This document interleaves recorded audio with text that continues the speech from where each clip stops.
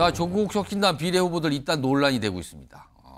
그러면은 일단 조국 혁신당과 관련된 이 제목과 관련된 얘기 좀 들어보겠습니다. 다시는 검찰, 감사원, 국정원 등 권력기관이 제 본분을 잊고 독재의 도구처럼 준동하는 일이 없도록 저희 조국혁신당은 22대 국회에서 기필코 불가역적인 개혁을 이뤄내도록 하겠습니다. 온갖 특권과 반칙의 상징인 조국 대표는 과연 개혁을 외칠 자격이 있습니까? 온갖 특권과 반칙을 이용해 대한민국 청년들과 사회적 약자를 비롯한 동료 시민들의 가슴에 피눈물 나게 한 장 본인이 너무나 뻔뻔하게 국민 앞에 개혁이라는 단어를 입에 올리고 있습니다. 자, 조국 혁신당 검찰 개혁을 포함한 개혁을 외치면서 당을 만들었고요. 지금 여론의 어떤 표심을 얻고 있는 상황이죠. 그런데요, 비례대표 후보 순번 굉장히 상의를 받으신 분들이 뭐가 좀 있는 것 같습니다. 뒷말이 나오거든요. 우선 첫 번째 보죠. 여기 박은정 비례대표 후보 1번입니다. 1번. 지금대로의 지지율이라면 당연히 당선이 된다고 봐야 되는 거죠. 그런데요, 자, 검찰 출신이에요. 그런데 그만뒀죠. 그리고 지금 비례후보가 된 건데 남편 역시 검찰 출신이었어요. 검사장 출신이라 그러죠. 그리고 한 1년 정도 전에 그만뒀습니다. 그런데 1년 만에 재산이 41억 원이 늘어났답니다.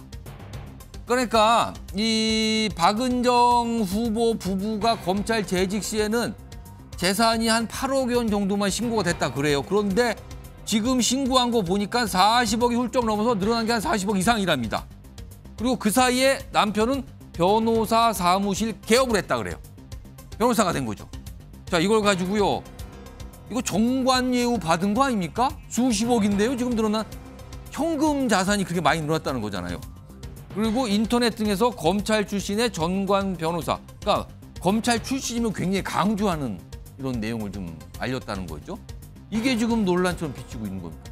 이게 개혁을 외친 조국 혁신당의 후보로서의 맞는 상황인 거냐라는 거죠, 지금요. 다음 하나 더 보죠. 또 다른 후보가 있습니다. 여기 보면은 김준혁 후보는 6번이에요. 외교 분야의 전문가로 꼽혔던 분이거든요. 그런데 과거에 한미 동맹 이런 걸 강하게 비판하고 문제점 제기를 하신 분인데 아들의 이중 국적이 논란인 겁니다. 미국 국적을 갖고 있었다. 2015년 3월 30일 국적 이탈을 했습니다. 지금 장남 얘기인데. 근데요, 후보가 된 뒤에 아들 미국 국적 포기하고 한국 국적을 취득한 다음에 대학을 졸업한 뒤에는 입대할 예정. 이렇게 밝힌 겁니다. 요런 얘기가 나왔어요. 다음 하나 더 보겠습니다. 이건 반응이 좀 있거든요. 손혜원 소나무당 선대위원장이 특히 김준영 후보 아들 관련돼서 반응을 좀 보였는데, 미국 국적이 범죄 행위도 아닌데 황급히 한국 국적, 병역 의무 운운하는 모습에 우리나라 20대 남자들은 더 큰 자괴감이 들지 않을까요? 이런 반응 보였습니다. 김종욱 전 행정관, 이 두 후보 이거 어떻게 보십니까 지금? 일단 그 두 후보가 확정되는 과정에서 아마 당원과 선거인단들 투표로 확정이 되는데 그때는 아마 몰랐었겠죠, 이 부분과 관련해서.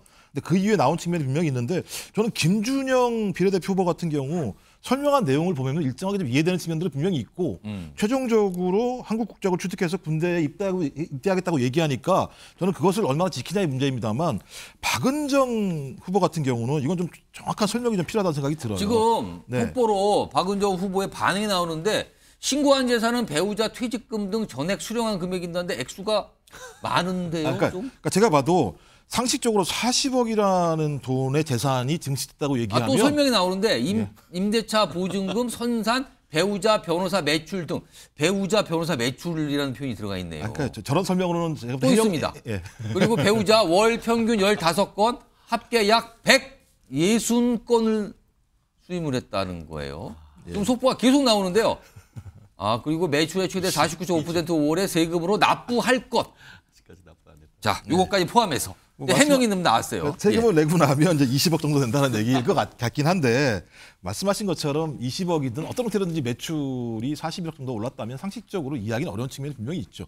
그렇다면 이 과정에 대해서 상세하게 설명을 해야 되는 것이고 누가 뭐라고 하더라도 검사 출신이기 때문에 정관예우라는 덕을 본 거 아니겠어라고 하는 의구심을 가질 수밖에 없는 약간의 측면이 정관예우 분명히 가능성에 대한 의문을 받고 있는 있겠죠. 거죠. 저는 근데 그것이 본인이 소명이 가능하다면 소명을 해서 소위 국민들 여론이 이해하면 되는 건데 소명이 안 된다면 이 문제와 관련해서 본인의 해명 자체가 사실이 아닐 수도 있다는 거 아니겠습니까? 그래서 이 문제를 쉽게 접근할 문제가 아니고요.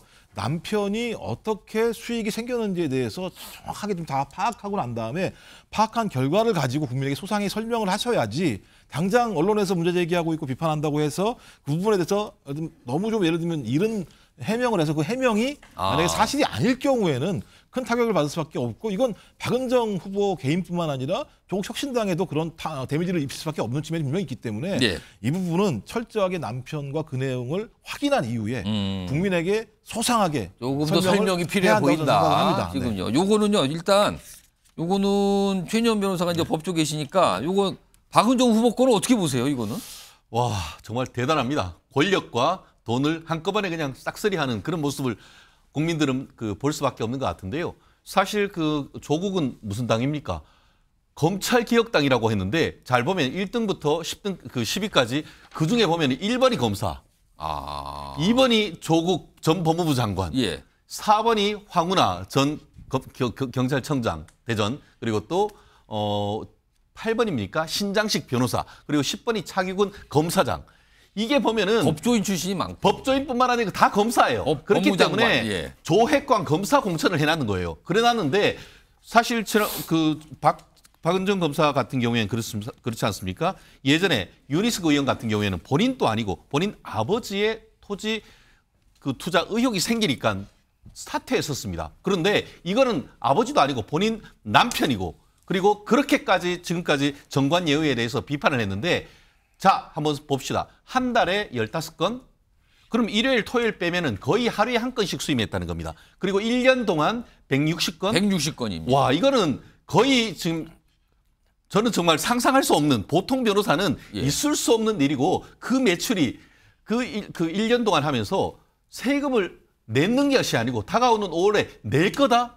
이게 도대체 무슨 말이에요? 저는 보면서 그래서 그렇습니까? 제가 서울지방변호사회에서 이런 매출 신고했는 거에 대해서 이 부분에 대해서 이게 뭔가 문제가 있어서 징계 청구를 하겠다는 그런 뉴스를 제가 언뜻 본 것 같은데 만약에 이 지금 얘기하고 있는 박은정 검사의 말씀이 맞다고 하면은 이 부분은 탈세뿐만 아니고 굉장히 많은 법률적인 문제가 있을 수 있기 때문에 5월에 납세한다는 건 뭡니까? 5월에 뭐 신고하는 기간인가요? 아니죠. 어떻게 지금 와가지고 5월 달에 신고합니까? 종합소득세 신고하는 그 얘기하는 것 같은데 그럼 그동안에 있었던 세금 이 부분에 대해서 제대로 신고하지 않았다는 의혹을 제기하지 않을 수 없는 부분이기 때문에 아마 계속 박은정 후보가 본인의 후보직을 유지할 수 있을지 저는 상당히 의문이라고 생각합니다. 이민찬 대변인께서는요, 김준영 후보 아들 이중 국적인데, 그러니까 미국 국적을 취득했단 말이에요. 근데 그걸 버리고 다시 한국 국적을 취득하고 병역을 하겠다. 이제 후보가 된 이후의 결정사항이라 그래요. 이게 글쎄요. 이걸 아까 손혜원 전 의원의 어떤 지적이 있었잖아요. 그게 무슨 문제됐고 범죄는 아니지만 그렇지만 이거는 뭡니까 지금 특히 20대 남성분들 이렇게 좀 얘기를 했거든요. 이거 어떻게 봐야 됩니까? 이 김준영 후보가 정치를 안 하고 과거에 미국 한미동맹 가스라이팅 발언이나 이런 미국에 대한 과한 표현을 하지 않았다면 논란이 될 게 하나도 없어요. 이거는 뭐 그럴 수 있죠. 근데 정치를 하고 과거 본인은 그렇게 미국에 대해서 한미동맹에 대해서 비판을 해왔는데 왜 또 아들은 뭐 미국에 보냈냐 뭐 이런 정서적인 거죠. 근데 지금 이 박은정 검사, 이 김준영 후보 이 두 분이 다 같이 바라보는 국민들의 시선은 내로남불인 겁니다. 제일 싫어하는 내로남불인 거죠. 아니 본인들의 과거의 말과 행동이 왜 다른 것입니까? 이런 질문을 할 수밖에 없는 거예요. 김준영 후보자 같은 경우에도 후보가 되니까 또 이제 포기하고 와서 입대를 한다는 거잖아요. 그러니까 이런 문제들을 과거에 병역의 의무나 이런 거를 꾸준히 해왔어야 되는 거죠. 김준영 후보자 같은 경우에는 과거에 문재인 정부 때 공직에도 몸을 담았었습니다. 그렇기 때문에 더욱더 대중에서는 분노를 하고 있는 거죠. 지금 재미교포 배우자를 만나서 국제 결혼이니까 이중 국적이 됐는데 중간에 미국 국적을 선택을 한 거네요. 근데 아버지가 우리나라 국회의원의 후보가 되는 순간 그러면은 한국 국적으로 와야 되는 거죠. 근데 한국 국적을 얻으려면 이제 병역 문제가 남성은 항상 있잖아요. 그래서 그 병역도 하겠다 이렇게 나가서 이게 무슨 사항입니까? 라는 질문이 나오고 있어요. 이런 가운데 오늘 조국 대표와 관련된 어떤 결정사항이 하나 나왔네요. 화면에 있습니다. 이건데요. 조국 대표가 사실 서울대 교수였잖아요. 근데 지난해 서울대에서 교수직 파면 결정이 나왔는데 이거에 대한 이의 제기를 했거든요. 근데 이거에 대한 교육부 소청심사위원회가 판단했는데 서울대에서는 파면인데 그거보다 징계 수위가 낮은 해임 결정을 한 거예요. 해임하고 파면의 차이는 파면하게 되면은요 퇴직금, 퇴직수당 이런 걸 반이 삭감이 되는데 해임은 전액 다 받을 수 있다 그러네요. 오늘 이 결정이 나온 건데 이에 대해서 이제 조국 대표 측에서는 이 해임 처분에 대해서 행정소송 제기한다 이렇게 나온 거예요. 이거 뭡니까? 뭐가 달라진 거예요? 그럼 되는 겁니까 이거는? 결국 본인이 저지른 비위 자체는 인정되지만 그 평가를 할 때 파면까지 해야 되느냐? 파면까지는 심하고 그 아래 단계인 해임 정도 하는 것이 정당하다. 이렇게 지금 판단을 한 것 그러니까 같은데요. 교육부 산하의 그 위원회가 이제 그렇게 판단을 한 심사위원회에서 건데 그렇게 판단했는데 지금 그 조국 전 장관, 지금 조국 대표 같은 경우에는 그것도 과하다라고 하면서 이제 해임 청구의 해임에 대해서도 지금 소송을 통해 가지고 해임을 취소한다라고 얘기를 하는데 제복은 있는 것 같습니다. 어쨌든 제복이요? 어쨌든 뭐 제가 그 말씀은 뭐 좀 부적절하다고 생각하는데 퇴직수당 이런 거 왜냐하면 퇴직금을 그대로 받을 수가 있으니까. 파면이면 절반이 왜냐하면 삭감된다고 퇴직금은 절반은 자기가 그동안 월급 내는 거 쌓아놨는 거 그리고 또 절반은 나라에서 지급하는 건데 파면이 되면은 본인이 그동안 월급에서 떼서 모은 거는 그대로 가지고 오지만 그 외에 국가에서 지원하는 건 못 받는데 해임으로써 전부 다 받을 수 있게 됐기 때문에 아마 금액이 상당히 크지 않을까 생각합니다. 자, 뭐 이런 조국 대표, 조국 혁신당 관련된 그리고 거기에 이제 비례대표 후보들 관련 논란을 좀 전해 드렸는데요.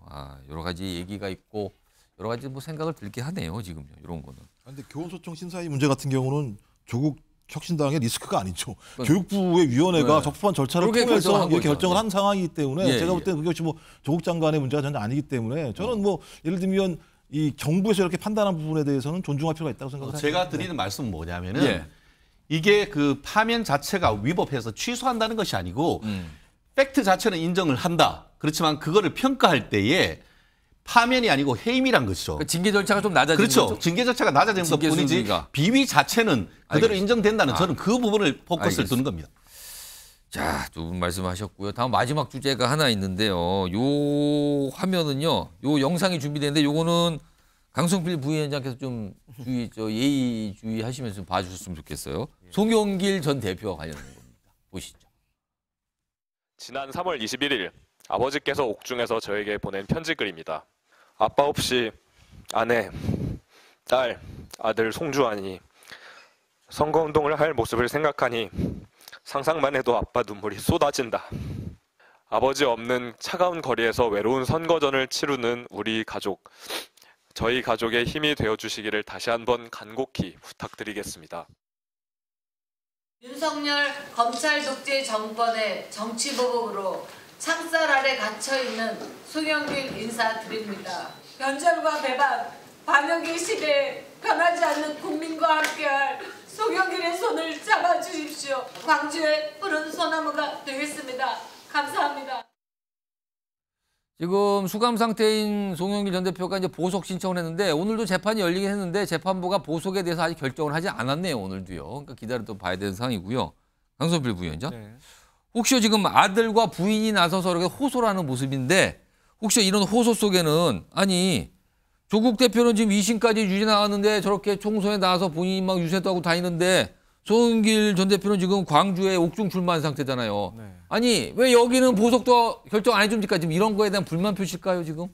뭐 그런 것 같죠. 근데 이제 제가 이제 법률가는 아닙니다만 일단 조국 대표하고 송영길 그 소나무당 대표하고는 일단 지금 상황이 다른 것 같아요. 재판의 케이스도 다르고 혐의도 다르고 기소되는 것도 다르잖아요.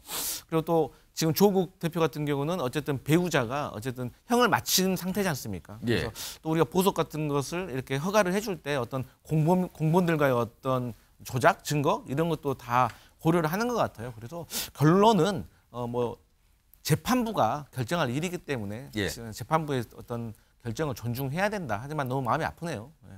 요거는 마지막으로 최인정 변호사께 송영길 전 대표의 보석 결정이 이렇게 잘 안 나오는 상황이 이례적인 겁니까? 아니면 조국 대표가 2심 유죄인데 법정 구속 그때 가능성 나왔는데 그런 상태가 안 된 게 이례적인 겁니까? 네, 불의의 평등은 있을 수 없죠. 정의가 평등해야 되는 것이죠. 말씀드린 것처럼 송영길 전 대표의 어떤 보석은 당연히 허가될 수가 없죠. 그 반면에 2심에서 실형을 선고하면서 법정 구속하지 않은 그러한 사법부의 판단 자체가 굉장히 이례적인 것입니다. 그거는 약간 가족들 상황을 반영한 그런 걸 걸까요? 반영했다 한다 하더라도 상당히 이례적인 것이죠. 결국은 그 송영길 전 대표에 대한 재판은 1심 판결 선고하면서 보석에 대한 기각 결정을 할 가능성 저는 그렇게 예측을 해봅니다. 아 그렇다면 지금 당장 결정된 건 아니라 낼 가능성이 선고와 높습니다. 동시에 결정이 나올 수 네네네. 있다라는 뜻인가요? 아 그렇군요. 요거 시간이 한 30초 정도 남았는데요. 김지혁 주행정관, 송영길 전 대표 소나무당 글쎄요. 아직까지는 크게 주목이라든가 지지율 상으로 나타나지는 않는 것 같아요. 그런 게요. 예, 뭐 전 상식적으로 대의민주주의 사회에서 선거가 있는 과정에서는 그 선거운동에 뛰어드는 사람에 대해서 일정한 짧은 기간이니까 14일 정도에 대해서 선거운동을 허여주는 게 맞다는 생각이 들고 가장 기본적 원칙이 뭐냐면 불구속 수사의 원칙과 무죄 추정의 원칙이 가장 근본인 거예요. 법치에서는. 그래서 상황과 관련해서 예를 들면 증거인멸의 우려가 명백하다고 얘기한다면 판사 스스로가 거기에 대해서 보석을 갖다가 인용할 수는 없을지 모르겠습니다만 그렇지 않은 상황이라고 얘기한다면 제가 볼 때는 인용해 주는 것이 앞으로 타당한 방향이라는 생각이 듭니다.